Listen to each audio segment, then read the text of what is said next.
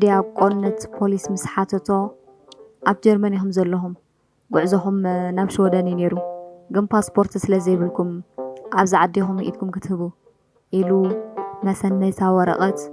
ጎግል ማፕ ሃቦም። ዲያቆን በቲ ዝተፈጥረ ኩነታት ዋላ እኳ ተዘይተሓጎሰ ካብ ኣፉ ዝወፀ ቃላት ግን ክልተየን ነይረን። ከም ፈቓድካዮ ይኹን ጎይታይ ኩሉ ንሰና እዩ በለ። ኣቦይ ቀሺ ንዲያቆን ክትፈልጥዮ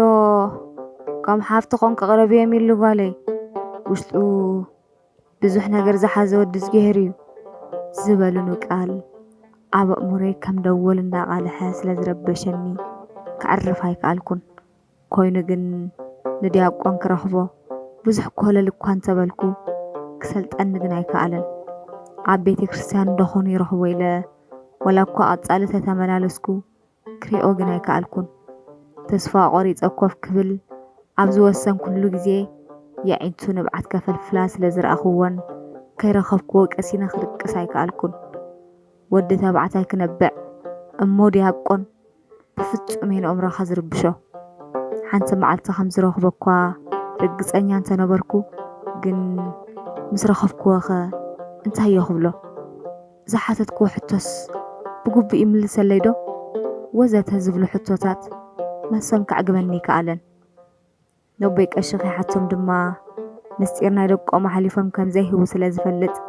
ካልእ መንገዲ ከናድየ ወሲነ። ናይ ቀረባ ፈለጥቱ ሓቲተ እኳ እንተረኸብክዎም ኣገዳሲ ዝበሃል ሓበሬታ ክህቡኒ ግን ኣይከኣሉን። ብርግፅ ዓስብለካ ትፅቢትካ ድማ ኩንቱ ኣይክኸውንን እዩ ዝብል ፅሑፍ ኣማን ብኣባን ኣብ ነፍሰይ ተፈፂሙ ድሕሪ ብዙሕ ኮለል ንፊዮርን ሳሌምን ረኺበየን። ብዛዕባ ዲያቆን ድማ ኣጥቢቓ ሓተትክወን። ሳሌም ብዛዕባ ዲያቆን ክትዛረብ ቃላት እዩ ዝሓፅራ ክትገልጾ ኣይትኽእልን። ፊዮሪ ግን ኩሉ ታሪክ ናይ ዲያቆን ካብ ኤርትራ ክሳብ ጀርመን ዝኣቱ ዘሕለፈ ወዛንታ ዘንተወትለይ። ድሕሪ 10 ምግባሮም ኣብ ሓደ ካምፕ ንኽልተ ሰሙን ዝኣክል ብሓንሳብ ከም ዝነበሩን ድሕሪኡ ምስ ሰምሃር ደቂ ሓትነታት ኢና ኣይንፈላለዩና ኢሎም ስለ ዝተመዝገቡ ትራንስፈር ኣብ ሃምበርግ በፂሕዎም። ንዓይኒ ሳሌምን ድማ ናብ ዝምፅዮምና ብቴሌፎን ቀጻሊና ንራኸብ ነርና። ድሓር ግን ናይ ሰምሃር ቴሌፎን እንተስ ጠፊኣታ እንተስ ቀይራ እዝግዋና ኣብያትና ይትሰርሕን። ናይ ዲያቆን ግን ትሰሪሓ። መብዛሕትኡ ግዜ ዋላ ደው ኢልካሉ ይቅበላኒ። ሓደ ሓደ ግዜ ግን ካልእ ሰብ ዝቕበላ። ብፀርፊ ጀሚሩ ድማ ብፀርፊ ዘዕፅወካ በለትኒ ፊዮሪ ብዝተረበሸ መንፈስ። እሞ ፊዮሪ ሓፍተይ እንታይ ንዲያቆንን ሰማርን ከጥፍኦም ዝኽኣለ? ማለተይ ፅቡቕ ርክብ ነይርኩም ብሓንሳብ ህልም ኢሎም ክጠፍኡ ክብዝ ዝበለይ እሞ እንታይ እቲ ምኽንያት ትብሊ? በልክዋ ሚላ ሓፍተይ እዚ የላ ክዛረብ ክኸብደኒ ገለ ነገር ከም ዘጋጠሞም ግን ርግፀኛ እየ። ብፍላይ ዲያቆን ብዘይ ዝኾነ ምኽንያት ቴሌፎኑ ምልዓል ኣይዓብን እዩ። ክንመፀክን ኢና ገዛኽን ምስ ሓስክን እኮ እዩ ዝብለና ነይሩ። መታን ኤውሮጳ ከይጠፍኣና ብዓለም ብንእስነት ከይንታለን ከም ኣቦን ሓውን ኮይኑ እዩ መዓልታዊ ዝምዕደናን ዝምህረናን ነይሩ። ገለ ነገር ተዘያጋጢሞ ዲያቆን ሓወይኩም ይገብርኒ ኢላ ንብዓት ፀረር ኣበለት። ኣነ እውን ክርዳእካ ዘይክእል ስምዒት ይወሪሩኒ። ነፍሰይ ዝሕልሕል ክብል ከብደይ ክጋማፀል ተፈለጠኒ። ዳህን ኣምላኽ ምስኦም ይኹን ኣትሻቐላ ይኹን። ኣነ ድማ ዳሃብ ዝረኽቦ ኩሉ ክድውለልክነ ኢለ ናይ ዲያቆንን ናተንን ቴሌፎን ወሲደ ተፋነኽዎን። ብእንተታት ሓሳባት ከውርድን ከደይብን ከይተፈለጠኒ ገዛ ይበፃሕኩ። ክዳውንተይ ከይቀየርኩ ድማ ቴሌፎን ኣልዒለ ናብ ዲያቆን ደወልኩ። ዋላ እኳ ትሰርሕ እንተነበረት ዝቕበላ ግን ኣይነበረን። ደሓን ኣብ ገለ ዝህሉ ወይ እውን ሓዳሽ ዘይፈልጣ ቴሌፎን ስለ ዝኾነት እምበር ክቕበለኒ እዩ። ፀኒሓ ክድውለለይ ኢላ ዓፀኽዋ ዝነበረኒ ስራሓት ኣፃፊፈ ድራረይ ሰሪሐ ምስ ወዳእኹ ናብ ዲያቆን ክድውል ቴሌፎን ያልዓልኩ ዕድለይ ፀቢቑ ድማ ሄሎ ዝብል ተባዕታዊ ድምፂ ሰማዕኹ ፍርሓት እንዳተሰማዓኒ ድማ ሄሎ ሰላም ዶ በልኩ ሃሎ ጓል ዲኻ ገጽ ክትከወል በለኒ ቅድሚ ሰላምታ ኣቤት በልክዎ ዘይተፀበኽዎ ስለ ዝነበረ ድንግርግር እንዳበለኒ መን ዲኻ ፀዊዕኪ ቋሕማም ወሰኸ ስምዓኒ ዛሕወይ ካብቲ ፃረፍ ሰላም እባላይ ማሓሸካ በልክዎ ሕርቕ ኢለ ናይ ሰላምታ ናይ ዓይነት ነግድንን ኢኸ የግዳ እንታይ ምፂኪ እንታይ ደዊልኪ ንዲያቆን የደለ ከተራኸብ እንዶ ትኽእል በልክዎ ንዲያቆን ለይቲ ምድሪ ዳ እንታይ ደሊኽዮ ኣየዋልድ ኤውሮፓ በቃ ንዓለማውያን ተመኒ ክንስ ናብ ዲያቆነት ከዓ ሰጊርክን ወይ ምፅወታት ዓለም በለ ስምዓኒ ዛሕወይ ህደእ በል ኣነ ሕማቕ ኣይኮንኩን ደልዮ ሓደ መናፍቕ ስለ ዘሸገረኒ ክሓቶ ደልየ በልክዎ ምኽኒት ዝኾነኒ ኢለ ወዲ ግን ዘረባ ዝበሃል ኣይጠፍኦን እዩ ኣብ ጀርመን ብዘይካ ዲያቆን ኣቤል የለውን ድዮም በለኒ ኣለዉ እምበር 100 ከማን ግን ዲያቆን ኣቤል ሓወይ ስለ ዝኾነ ኢለ በልክዎ ወይ ኣዋልድ ሎሚ ሓሶት መቸም ከም ቀዳማይ ኣገዳሲ ባእታ ናይ ህይወትክን እዩ በል እስኪ ኣሕዋት ዲያቆን ጠፊአና ንስ ሓፍቴ ትብልኒ ኣንተ መን ክሓፍረልኪ እዩ በለኒ ኣነ እውን ካብኡ ዘሕልፍ ዓቕሊ ስለይ ዘይነበረኒ ስምዓኒ ዛሕወይ መን ስለ ዝኾንከ ኢኻ ናይ ሰብ ቴሌፎን ኣልዒልካ ክንዲ ትፃረፍ ስርዓት ዘይትገብር በልክዎ ሕርቃን ብዝተሓወሶ መንፈስ ኣታ ክንዲ ዲኣኸ ትደፍር እያ መን ስለ ዝኾንካ ኽኢልክኒ በሊ መን ምዃኑ ዶ ክነግረኪ ኢሉ ቴሌፎን ኣብ እዝነይ ዓፀዋ በስመ ኣብ ወወልድ ወመንፈስ ቅዱስ ዋ ኣንተ ኣምላኽ እንታይ ዓይነት ሰብ ይወደይ በልኩ ግርም ኢልኒ ደው ኢለ ምስኡ ክረዳዳእ ከምዘይክእል ስለ ዝፈለጥኩ ቴሌፎን ክቕይር የወሲነ ግን ቴሌፎን ቀይርካ እውን ዝመፅእ ለውጢ የለን እንታይ ተገበርኩ ይሕሸኒ ኢለ ጭንቕ በልኩ ኣብ መንጎ ግን ሓደ ሓሳብ መፀለይ ብወዳት ገይረ ክድውለሉ ብቐረባ ዝፈልጦ ሓደ ዲያቆን ኣብ ጥቓይ ስለ ዝነበረ እቲ ኩነታት ብዝርዝር ኣረድኤ ክትሓባበረና ሓተትክዎ ኣያሕፈረንን ድማ እዚ ዕዮ እዚ ናይ ኩሉና ዕዮ ስለ ዝኾነ ፀገም የብሉን ቴሌፎን ሃብኒ ኢሉ ቁፅርታት ክትውቕ ጀመረ ሰማያዊት ሃሪሙ ድማ ናብ እዝኑ ኣፀጋዓ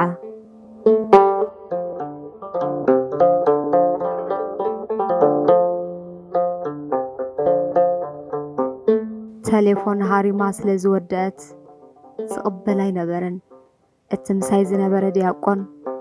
ከመይ ዓይነት ሕልኽላኽ ነገር ይጓሊ በለኒ ዘረብኡ ከይወድእ ከሎ ቴሌፎኑ ፃውዒት ገበረት ናይ ዲያቆን ኣቤልያ ነይራ ቅልጥፍ ኢሉ ተቐቢሉ ሄሎ በሎ መርሓባ ዝሓወይ ሰላም ደውዒልካ ደዊልካ ፀኒሕካ መን ክብል በሎ እወ ደው ኢለ ነይረ ኣይተቐበልካንን ዲያቆን ይበሃል ሰላም ዲኻ ከመይ ኣለኻ በሎ ሰናዩ ክብሪ ንመድሃኒ ዓለም ይኹን ዲያቆን ሓወይ ሳላ ጸሎትኩም ደው ኢልና ንኸይድ ኣለና በሎ ብመልሱ ማራይና ተገሪምና ንዓይ ብፀርፍን ገለን ከም ዘይተሰሃለኒ ንዲያቆን ግን ጽቡቕ ሰላምታ ይሂብዎ ኣይ ወሪድና ጸሎት ቅዱሳን ደኣ እምበር ንሕና ደኣ ኣበይልና ይወሪድና በሎ ዲያቆን እውን ትሕት ብዝበለ ላዛ እቲ ሙሉእ ለይቲ ብልማኑን ምስጋናን ንኣምላከ ሰማይ ትውድስዎን ትልምንዎን ዘለኹም ከ ታራ የብሉን ዶ ዲያቆን ሓወይ ኣብ ጸሎትኩም ጥራይ ትረስዑና የግዳ እንታይ ክትሓባበረካ በሎ ዲያቆን ሃንደበት ስለ ዝኾኖ ንዲያቆን ኣቤሎ ከተራኽበና በሎ ብዝተረበሸ መንፈስ እቕሬታ ዲያቆን ሓወይ ክራኽበካ ደስ በለኒ ግን ኣይከኣልን እዩ መልእኽቲ ተሊካ ግን ከብፀሓልካ በሎ ኖ ዳሓን ፀገም የለን ንዲያቆን ኣቤል ይደሊ ነይረ ክረኽቦት ዘይክእል ኮይነ ግን ድሓን በሎ ዲያቆን ሓወይ يقريታ ብኻልኣይ ትረዳእዮ ሕማቕ ሓሲበ ይኮንኩን ንዲያቆን ኣቤል ምስ ትረኽቦ ስዒቡ ዝመፅእ ነገራት ስለ ዝፈልጠ ኣብዚ ሕጂ ሰዓት ርግፀኛ ሆነ ዝዛረበለን ክልተ ነገራት ኣለዋ ቀዳመይቲ ንዲያቆን ኣቤል ጠቕላላ ከም ዘይትፈልጦ ካልአይቲ ድማ ምስ ጓል ወይ ምስ ወዲ ከም ዘለካ ርግፀኛ እየ ስለዚ ዋላ ፀላእኒ ከራኽበካ ይክእልን እየ በሎ ዲያቆን ጋን ይኮይንዎ ብፍላይ ታበይንኻ ከምዚ የለካ ርግፀኛ እየ ትብል ቃል ማርያ ሰንቢዳቶ ፅቡቅ ኣለካ ንዲያቆን ብኣካል ኣይፈልጦን እየ ሰብ ምሳይ ከም ዘሎ ግን ብኸመይ ርግፀኛ ክትከውን ክኢልካ በሎ ብብዙሕ ነገራት የጠርጢረካ ርግፀኛ ክገብረኒ ዝኽኣለ ግን ንዲያቆን ኣቤል ባራኽበና ምስ በልካኒ እታ ራኽበና ትብል ንሓደ ሰብ ትውክል ኣይኮነትን በሎ ዲያቆን ኣመናይ ተገሪሙ ንሓንቲ ቃል ማዕረኽ ዘስተውዕል ከመይ ዝበለ ወዲ እዩ በለ ብልቡ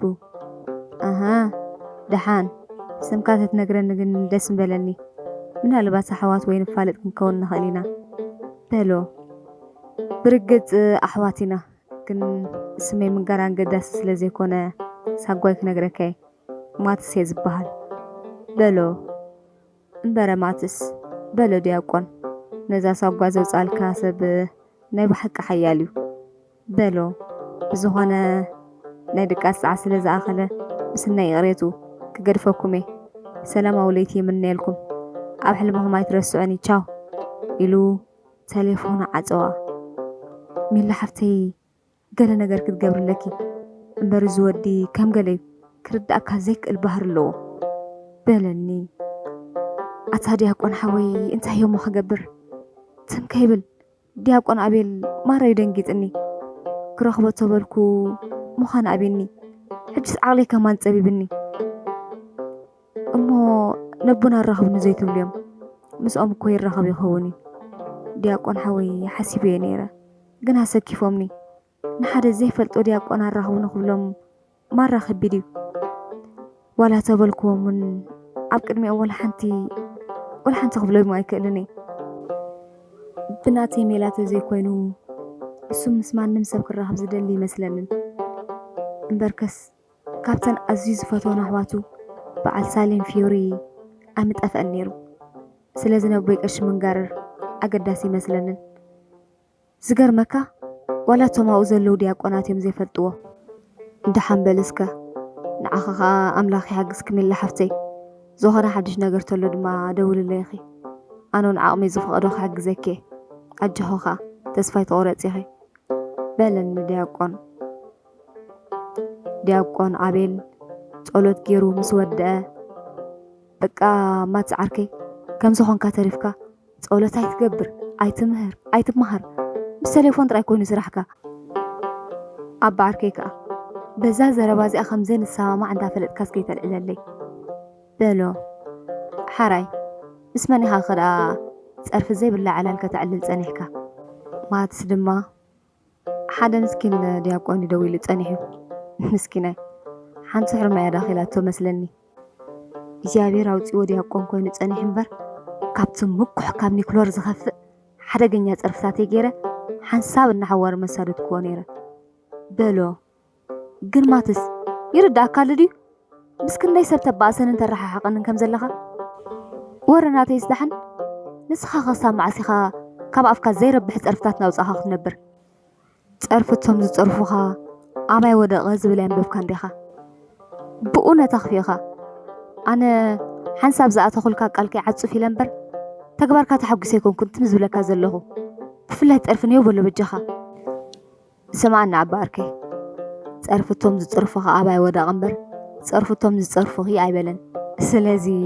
ነዋልን ምፅራፍ ሓጢኣት ኣይኮነን ማለት እዩ ተወሳኺ እውን ንኹሉ ዘዝግብኦ ሃብዎ ዝብል ፅሑፍ ስለ ዘለዎ ነወዳት ክብሪ ነዋልድ ድማ ፀርፊ መሃብ ግቡእ እዩ በሎ እንዳሰሓቐ ዲያቆን ዘረባ ናይ ማትስ ስለ ዝለመዶ እምበር ካልእ ሰብ ነይሩ ተዝኸውን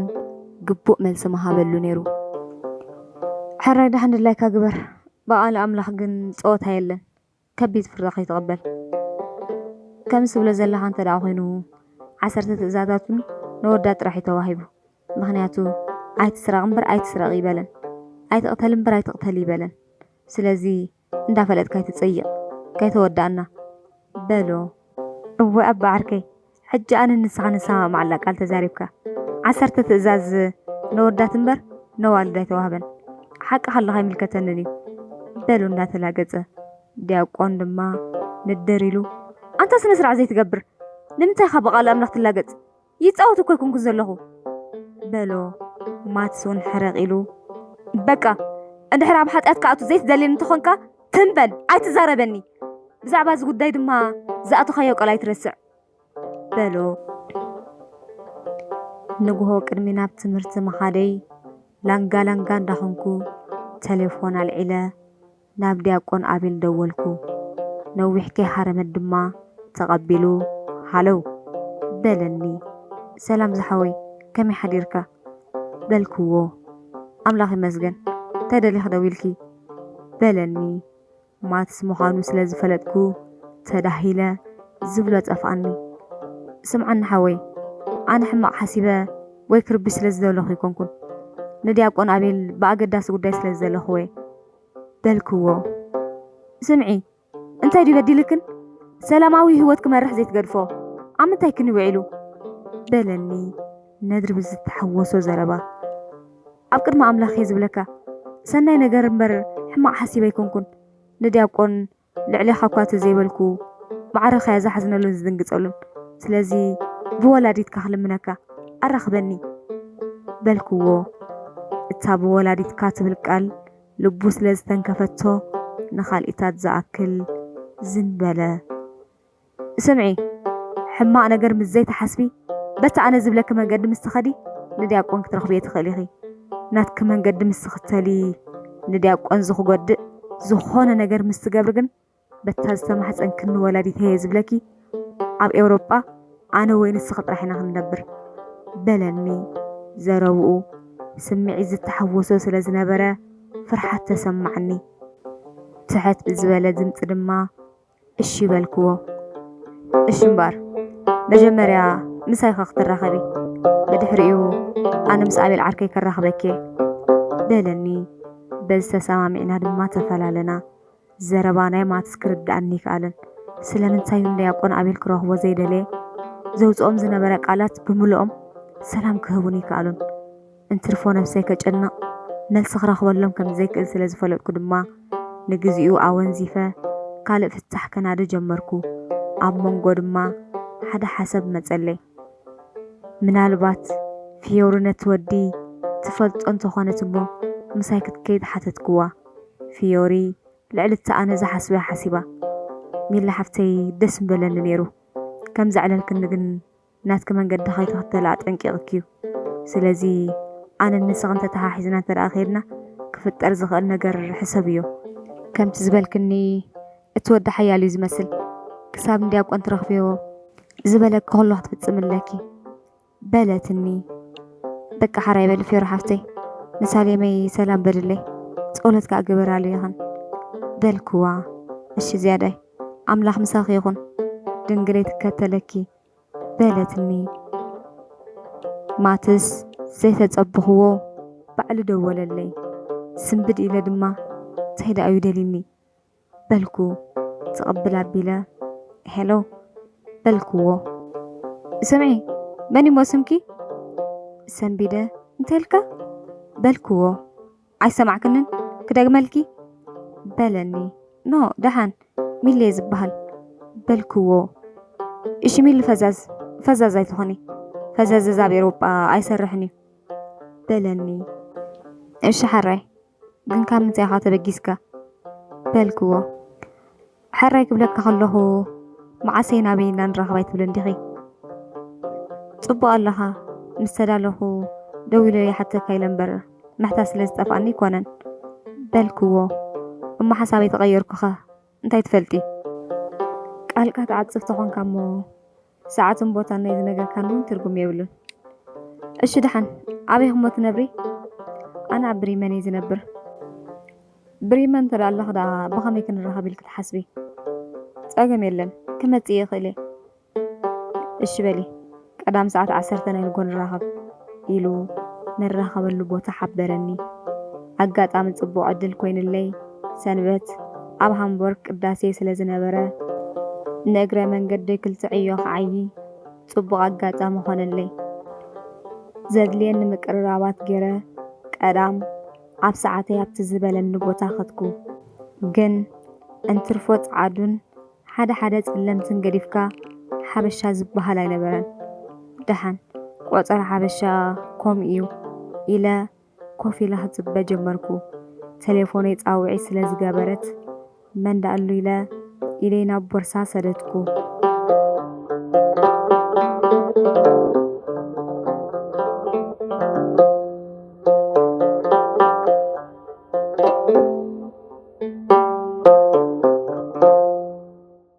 እታ ናምበር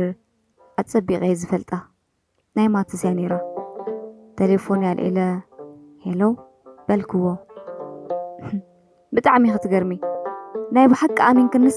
ካብ ብሪመን ናብ ሃምበርግ መጺኺ በለኒ ዘረብኡ ስለ ዘሰንበደኒ ይቕሬታ ኣባህላ ኸይትርዳእንን ናይ ብሓቂ ዲኽ መጺኺ ዋ ኣታብሮሓወይ ተዘራሪብና ምሽ ኣነ ድላይ ትሕማቅኩም ኣይኮንኩን ንድያቆን ግድን ክረኽቦ ስለ ዘለኒ ዝገደፍኩ ገዲፈ ይመጽ ግን ክትመጽያ ዝብል ግምት ስለ ዘይነበርካ ዲኻ ወይስ ብትኽክል ክመጽ ኣይነበረንን በልክዎ ደሓን ሕጂ ብዙሕ ይዘረበክን እየ ግን ክትኣምንኒ ይነበረክን ሕጂ ድማ ግዜ ኸይትቕተሊ በታ ዝመጻኽያ ትኺል ክተመለሲ በለኒ ሕርቃነይ ክቋጻጸር ስለ ዘይከኣልኩ ዋ እንታይ ኻትብል ዘለኻ ንስኻ ግን ሓደ ስዲ ክብረ ሰብ ዘይትፈልጽ ሕሱር ሰብ ኢኻ በልክዎ ምሽ ዶ እምበኣር ክብረ ሰብ ዘይፈልጥ ኢልክኒ ክትፈልጥ ግን ኣነ ክብረ ሰብ ዘይኮነ ክብረ ዳዋልድ እየ ዘይፈልጥ ንሱ ድማ ባዕልኽን ዘውረስክናኒ ቋሕማም በለኒ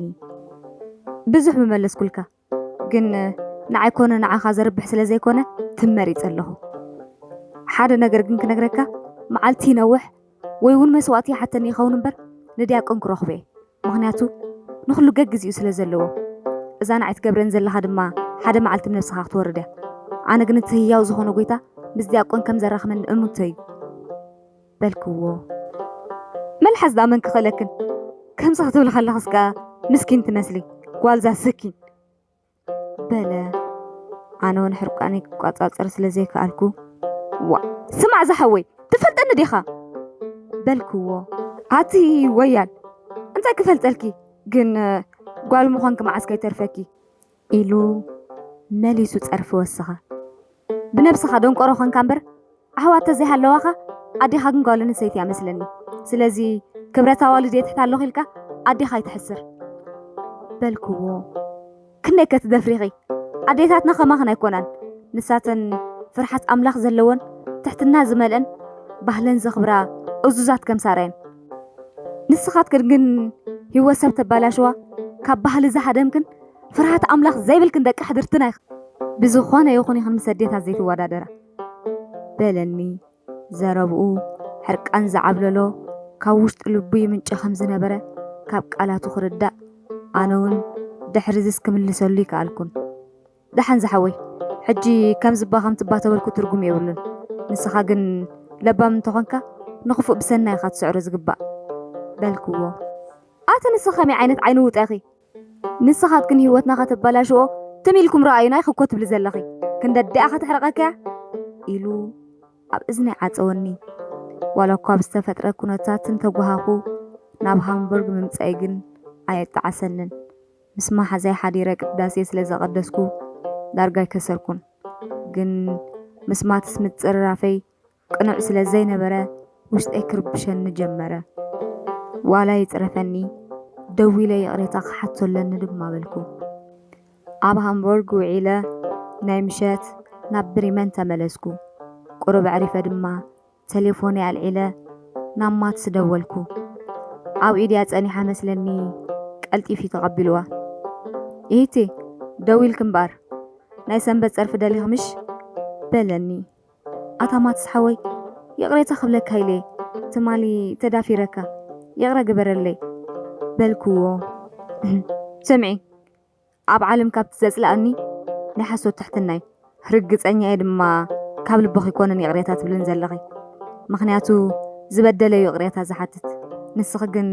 ስለ ዝተጻረፍኩ ኢኺ መሊስክለይ ስለዚ ከይበደልኪ ከመይ ጌርኪ ቅሬታ ትሓትኒ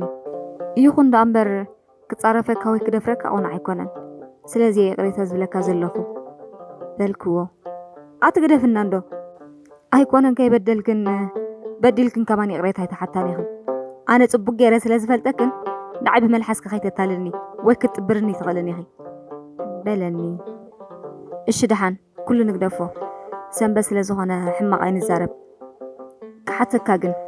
ዲያቆን ጥዑንኡ ደሓን ድዩ በልክዎ ካብቲ ርእስቲ ካድም ስለ ዝደለኹ ደሓን እዩ ካብ ኣድጊ ይጥዒ በለኒ ክንደይ ሕቶ ከተብዚሓ ከይትብለኒ እምበር ንዲያቆን ግን እንታይ ኢኻ ክትነግረኒ ትኽእል ዶ በልክዎ እወ ወጣሚ ኢኺ ሕቶ ከተብዝሕ መዓት ግን ድሓን ክምልሰልኪ ንዲያቆን ኣባ ሕጉ እየ በለኒ መልሱ ዘስሕቕ እኳ እንተዘይነበረ ኣዘራርብኡ ግን ሰሓቕ ስለ ዘምጸለይ ክርትም ኢለ ሰሓኩ ኣስናንካ ሕፃ ይኹና ወያል ኣስናኒ ሕፃ ኮይነን ትረብሖ ስለ ዘይብልካ እምበር ኖርማል እዩ በልክዎ እንዳሰሓኩ ግን ክሓተካ እንዶ ንዓይ ጥራይ ዲኻ ከምኡ ትብለኒ ዋላስ ንኹላትና ደቂ ኣንስትዮ ኢኻ ትጸልአና ኩላትክን ሓደ እኮ ይኽን መፍለይ ዝበሃል የብልክንን ከምዚ ወዓግን ህበይን በቃ ከምኡ ኢኽን ርኢ ክለኺ ህበይን ወዓግን ኣብ መልክዕ እንተዘይኮይኑ ብተግባርን መፍለይ ዝበሃል የብለንን ዝነብራሉ ቦታ እውን ቁሩብ ይፈላለዩ ንስኻትክን ድማ መልክዕኽን ትነብራሉ ቦታ ይዝፈላለ እምበር ብተግባርክን ሓደ እዩ ተወሳኺ ድማ ህበዩን ወዓግን ምብልሻው ተዘይኮይኑ ካልእ ስራሕ የብለንን ንስኻትክን ድማ ናይ ምስኪን ህይወት ብምብልሻው ተዘይኮይኑ ካልእ ስራሕ የብልክንን መልሰይ በሪህልካ ክኸውን ተስፋ ይገብር ረሲዕልካ ኣባ ህበይ ኣብ በረኻ እያ ትነብር ወዓግ ግን ኣብ ማይ ጨሎትን ገዳማትን እያ ትነብር እዚ ማለት እተን ሃባይ ዝኾንክን ኣዋልድ ኣብ ዓለማዊ ህይወት ኢኽን ትነብራ እተን ወዓግ ዝኾንክን ኣዋልድ ድማ ኣብ መንፈሳዊ ህይወት ኢኽን ትነብራ እቲ ፀይቂ ስራሕ ድማ ኣብ ኩላትክን ኣሎ መቸም ነዚ ትረዳእኒ እንተልክኒ ደንቆር ይኽበልኒ ኣዘራርብኡ ብጣዕሚ ገሪምኒ ክብሎ ዝኽእል ስለ ዘይነበረኒ ሕቶ ክቕፅል የወሲነ ሕራይ እስኪ ይኹን ግን ማዕርኽ ንዛዕባ ኣዋልድ ፅልእ ከተሕድር ዝገበረካ ብመጠን ዶ ክትነግረኒ ትኽእል በልክዎ ኣባት ነብሰይ ዲኻ ንስኻ ከምዚ ጌርክ ተናዝዝኒ ከምኡ ዘይኮነስ ብውሕዱ እቲ ሓቂ ክፈልጦ እሞ ሓቂ ኢለን ነብሰይ ከእምና ስለ ዝደለኹ እየ በልክዎ እንድሕር ካብ ህበይን ካብ ወዓግን ዘይፍለ ባህርቲ ውንና ኮንክን ብምንታይ ክፈትወክን ኢልክ ትሓስቢ በለኒ ሕራይ ደሓን ይኹነልካ ግን ዲያቆንካ ከምዝናትካ ኣብ ልዕሊ ደቂ ኣንስትዮ ፅልእ ኣለዎ ማለት ድዩ እሞ ስቂልኪ ዲያቆን ትብል ዘለኺ ንዲያቆን ኣይትፈልጥዮን ኢኺ ዲያቆን ንሰብ ክጸልእ ዝኽእል ልቢ የብሉን እንታይ ክኢልክ ንስሓ እተዊ በለኒ ዋ እንታይ ገይረ ናይ ምንታይ ንሳ በልክዎ ንዲያቆን ምሳይ ምውድዳርኪ ዓብ ገበኒ ንስሓ ጥራይ ዘይኮነ ስቡኣይ ኸማን ክትኣትዩ ይግባእክ እዩ በለኒ ምስኻ ዋዳዲረ ዘይኮንኩስ ምናልባት ዓርኪ ሰባር ከይመላእክዋ ከለኹ ትንበል እስኪ እዚ ምስትላብ ዘይቦቱ ይተእትውዮ ማትስሓወይ ሕጂ ስምዓኒ ሓንቲ ነገር ክዛረበካ ወላ 10 ግዜ ንሕና ርጉማት ንኹን ደድሕሬና ክትስዕብ የብልካን ከምዚ ዘለኻዮ እንተቐፂልካ ንህይወትካ ሰላም ክትከልእ ኢኻ ፅልኢ ቅርሕንቲ ቂም ፅቡቕ ኣይኮነን ካብ ዘረባኻ ከም ዝተረዳእኽዎ ብደቂ ኣንስትዮ ዝበደልካ ኢኻ ትመስል ግን ንበደልካ በቃ ርስዓዮ በደልካ ድማ ንንጀራ ክገብረልካ እዩ በልክዎ ኣቲ ክንደይ ሃተፍተፍ ትብሊ ኢኺ መን ተበዳሊ ኢልኪ ንዓይ ዝበደለ ዳ ከመይ ኢላ ብሂወት ክትነብር ኢልክ ትሓስቢ ወረታይ ዝኾነት እያ እንታይ ዝበልዐት እያ ንዓይ ትብድለኒ በለኒ ዋ እሞ እንታይ እየ ክብላ እንታ ማትስሓወይ እዚ ኩሉ ፅልእ ዳ እሞ እንታይ መበገሲ እዩ ዳ ነጊረክ እኮ ወይ ዳ ትርእስኽን ኣብ ሕማቕ ነገር ጥራሕ ዝሰርሕ ኮይኑ እምበር ኦይ በቃ በልሕራይ ደሓን ስለ ኩሉ ነገር ይቕሬታ ሕጂ ግን ደኺመ ስለ ዘለኹ ቁሩብ ክዓርፍ ግን ናይ መወዳእታ ሕቶ ክሓተካ ምስ ዲያቆን ተራኺብካኒ እንታይ ኻ ትኸውን በልክዎ أنا أملخي مسجن ولا حنتي كونني دياقون عركي جن إلو زاربو كيملا كحتى كندو معرخ ندزن دياقون تقديس كسترخ بيه مدلاكي كم من تايم بجزيو بلني أبزا ساعات الزيا زخانة يخون مخني تقريبا وتي الزمت أخويني تسمعنا اتزنا برنا أمارات كل التحكي زرزر كمان قرط راح ينيرو ما تسحوي حدا معلتي مسبك أشين كله كبك يريو قدميو يريو كانت نبركو دياقون مخانو قنا يفلتني نيره شعو لبي بتعمي تتنكفو لعلو خلقن عبيك أشي كم حافتخون كقريب كفلت إيو اليوم تلابيمني سلازي كيرخبكو بفتسو ما يدقسني بالكو إيش حري بس رخبك يا أخا انتي هاخطب ليو ذكر مكازي أس ولا نعي حتى قدن كرخب لني بالكو سمع ميلي ندياك وانت زي رخبك يا زحيش كتقول إيو تزي كوينو ولا حنتي تطقميوني غي سلازي إتكن أقرن أكبي بلني ما تسحوي عبي وتي فتي ما زي فتوى نقر تدأهلي بروميسيو حجيقن راح مزياق وانا الرخب النمبر بتنس خازبال كان من قده غيد قالي أتولكا بالكو قالك خمزي تعزفي بخميك أمنكي بدا زبالك خم حللكا محلا خمزي تفرسي حانت حتوق حتى كما تسحوي نمنتا يغ عليك عزف نمنتا يغ محلا كفرس بس بالكو مالسغس إن كم زي كإلك كوافلت انتو خنا جن نخال إتاز أكل زنبلة حراي طبق زمت زولو سومن انت مسيح خرخ بكي جن حقتات مستمع لطرحي بلني لبي كلت هنجر كمان شو جمرة حقوس المترطارن أمارات السلازي نبرن نجن بزبالن نتسامع معي تفانه دحر حادة سومن حامي ميلين أي سومن عرفت حاتيته تمهرتي دواب بلا ناب هامبورغ تبقسكو تليفون دويلة دما مسيخ مزلوخ حبركو حجخ أمين كن مسيخ مالدي بلني ما تشم سرح قولا خمزي تسرح رقت أنياي بلكو برقت سرح قولا يسرحني صباح ساعة 4